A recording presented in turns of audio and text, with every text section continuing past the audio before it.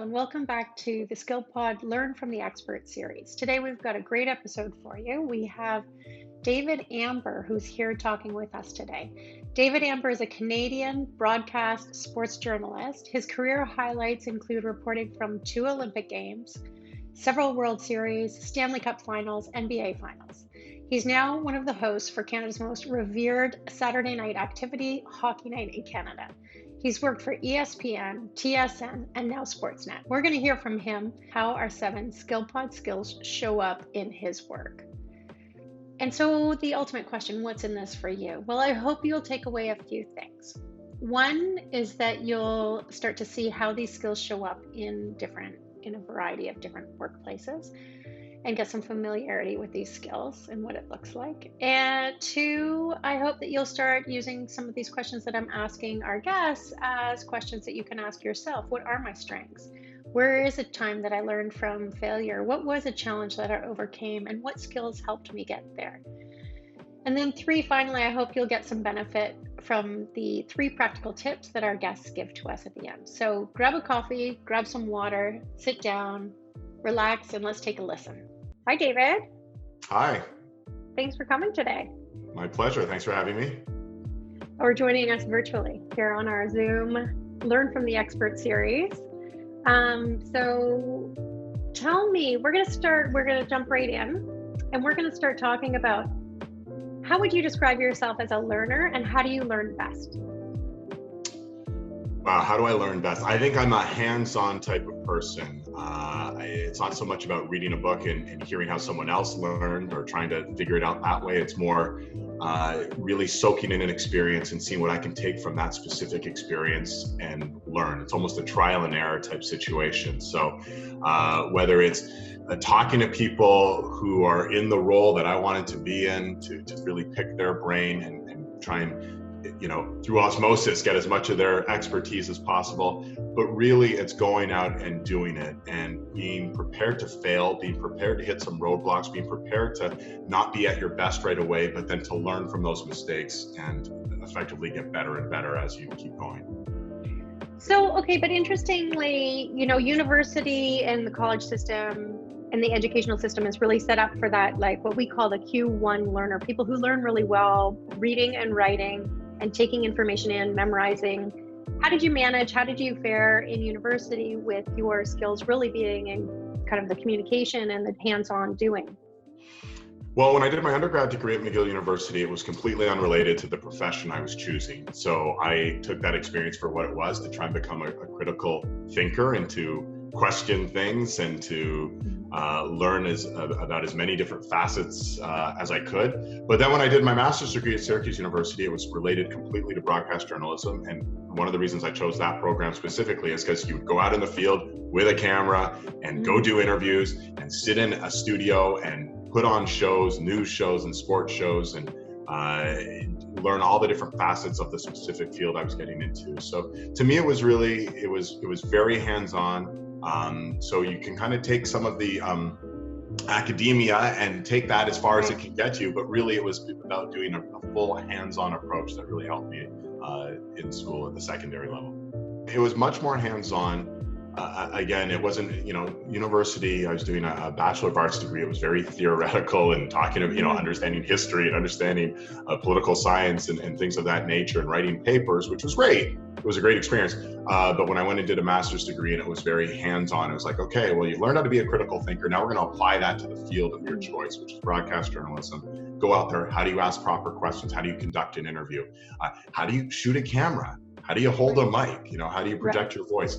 So a lot of it was very practical, just things that would help out in my workspace. So, which is how I felt a better, stronger sense of learning through going out there, again, trial and error. And trust me, there were some disasters along the way, many of them I'm sure you'll get to in a minute. But we'll talk about that. But by and large, it all worked out.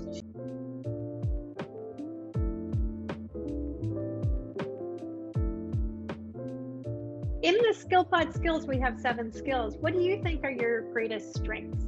This was tough because there's little pieces of each of those 7 areas which I feel I have strengths in and some blind spots as well. But I would say strategic thinking, communication and teamwork would be the three that I would circle as my strongest area. When I look at strategic thinking, I think for me, it's just about being practical. Okay, you got to go out there, you have to do a 2-minute story on this person.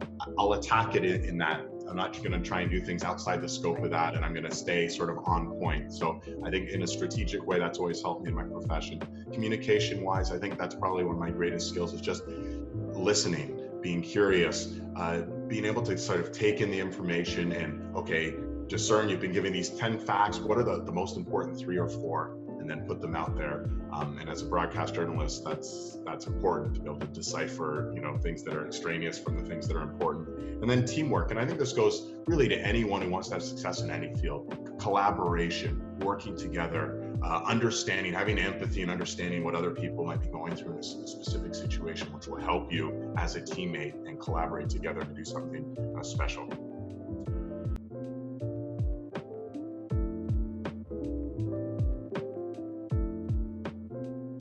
Connie, you're taking me to a dark place here. I don't know if I like this, but once when I graduated from school, I sort of thought, well, now I have a degree, and people will be banging on the door to hire me. And I started sending out tapes. I was trying to become a sports broadcaster. I was sending out tapes to, Joplin, Missouri, Jackson, Mississippi, and Bangor, Maine, and Redding, California. All these little towns I'd never been to, and I was met with a lot of rejection. I mean, a lot of rejection. I think I sent out 42 tapes and didn't get a sniff. So it was tough. And what I learned from that is it's hard when you're one of 100 applicants sending out a tape, and you're they don't have any personal feel towards you and who you are, and maybe what you could learn and what you could bring and offer to them. So I got in my car and I started driving around. I lived in Toronto, and I was driving around. I started driving around Ontario, and I got some face-to-face meetings, and that's when I started to get some success.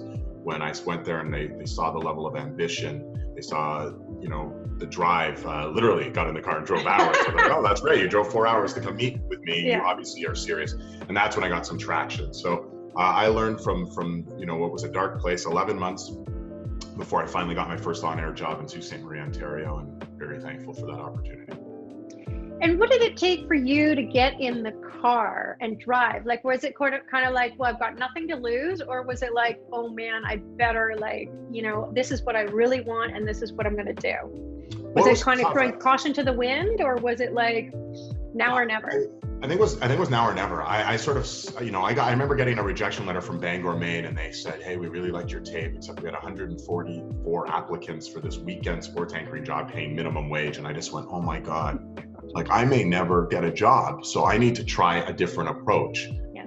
And I talked to some people, and they said, look, you'll be able to sell yourself better. You'll have interpersonally, where you're sitting there staring someone in the eye and saying to them, hey, here's what I'd like to do, and please give me that opportunity. It resonates a lot more than putting at the time a VHS tape in and seeing this nameless, faceless person is standing there and saying, well, we're not going to hire you based on that. So I think it was last resort, essentially, Connie. I sort of said, this isn't going well so far. The untraditional way, I better try it a different way. Well, interestingly, while you're talking, I can hear you talking about your strategic thinking and your Q2 learning, where you were like, clearly you went out and talked to people and sort of tried to get more information that way, learned more about the field that way. And then you decided, you did set up your strategy and said, these are the things that aren't working. These are the things that I've got left to do. Let's put it in place and do it. That's absolutely right. I mean, they say success is where opportunity and preparedness, intersect, essentially. And I wasn't sure when the opportunity was going to come, but I knew I had to be prepared. And I spoke to people, and some of the best advice I got was, you'll take any role. Like, I know you want to walk in there and be the sports anchor, but you'll do anything. And when I got the job offer in Sault Ste. Marie, it was, hey, we need someone to do the news. And, I wasn't very interested in doing the news, but I thought this is my chance to at least get a foot in the door and show them what else I can do. And within a few months, I was doing a lot of their sports as well as their news, and it worked out perfectly. And that was, again, taking advice from other people who followed the path that I wanted to be on, and sort of gave me that great advice to make a meaningful, try and make a meaningful approach to begin my career. Well, we're all very thankful that worked out. My parents are. See you on TV.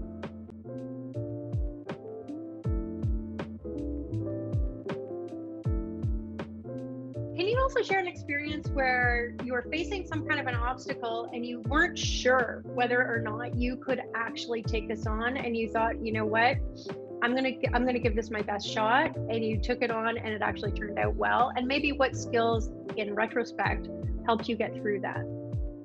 Well, one assignment which seems overwhelming, and I was very thankful and grateful to be given the opportunity, was to host the Olympics for CBC. I've hosted a couple of Olympics in Rio and in Sochi. And what's daunting about it is you look and you get offered this opportunity a few months before the Olympics begin, and you look and you go, wow, there's 25 different sports, and there's 300 Canadian athletes, and you need to know their backgrounds inside out. You need to learn. No, you think I know anything about archery? You think I know anything about steeplechase? I mean, I don't know a lot about these things. So you have to, educate yourself, because you take it very seriously. And I think what helped me is just the level of preparedness. I spoke to people, I made calls, I inquired, I tried to find out the history as best I could, to walk in there, to feel prepared, to feel a sense of relaxation, because there's a great amount of anxiety when you take on a big project like that you're going to fail, that it's going to be an embarrassment, that it's going to not go as well as you hope it does. And to me, the only way to really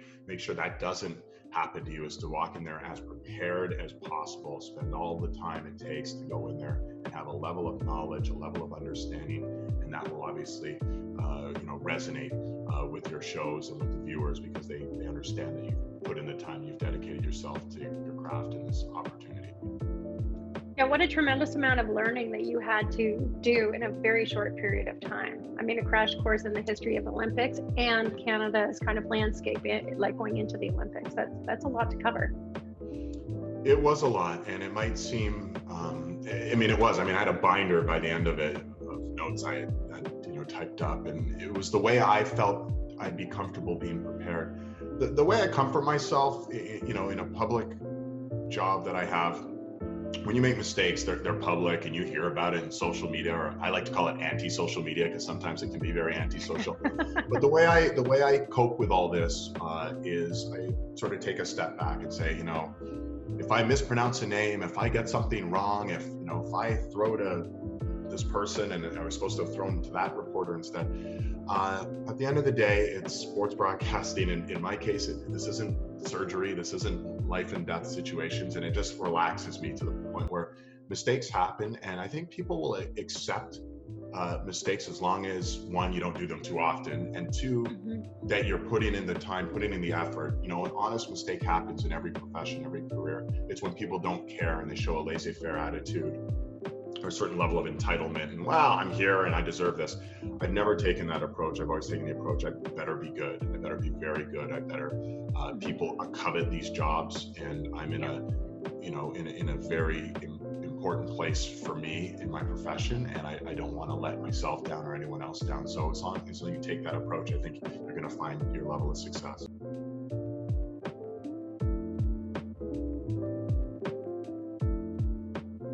The last question is if you would be willing to share 3 concrete tips for people who want to build the types of skills that you have.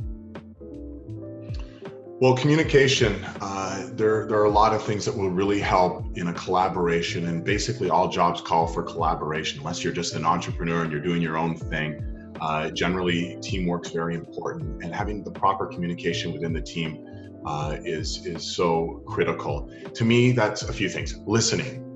So you understand, it's not just you're talking over everyone, it's not just your opinions, you have to understand everyone else's opinions. So listening is so key. Being critical when you're listening. So be curious, ask follow-up questions. Don't just take all that information in. You actually have to say, well, wait a minute, what do you mean about X? Well, why is that the case in this area? Be curious about it. And those are really imperative things. And then above and beyond that, also, there's going to be conflict. That's a natural thing when you have a team setting. There's going to be some level of conflict. How do you deal with that conflict? How do you take criticism? Is it constructive, or is it coming from a destructive place? You really have to identify the source of the criticism, and then be able to, how do you take that and make that grow and make that better? And the same thing when you're handing out criticism. How do you, I've always said to my kids that 90% of conflicts are the tone and 10% are what's being said. So I always be, mindful of how your voice is being received by others. I think when it comes to communication, all those things are so key. and it'll really help you with the collaborative energy that you're going to need in any successful workplace. And one other thing that's so important, obviously, when you talk about teamwork, is just identifying everyone's roles, but also be willing to defer at times. I think one reason I've had some level of success professionally is I haven't gone in there breaking down the door. I need to be the guy. I need to be the main guy. Be a part of a team and learn from other people within the team. And I think that's such a key thing. Not wanting to walk through the door on day one and say, well, I'm ready to be the CEO. It takes some time, and again, 42 rejections of applying for different jobs right off the hop, and then working in Sault Ste. Marie, and then Calgary, and then Toronto, and then down in the States. It's a stepping stone. There's a ladder there. And to learn from people, maybe if you say, well, I really want that person's job, talk to that person, and he or she can maybe describe some of the skill sets and help you along the path, not just have an expectation that on day one you're going to be in the captain's chair. Well, David, it's been a real pleasure talking to you today. Thanks so much for sharing all your insights with us. Yeah, Connie, thank you so much for having me, and hopefully something could be gained from all this. And we look forward to seeing you again soon. Yes, absolutely. Yeah.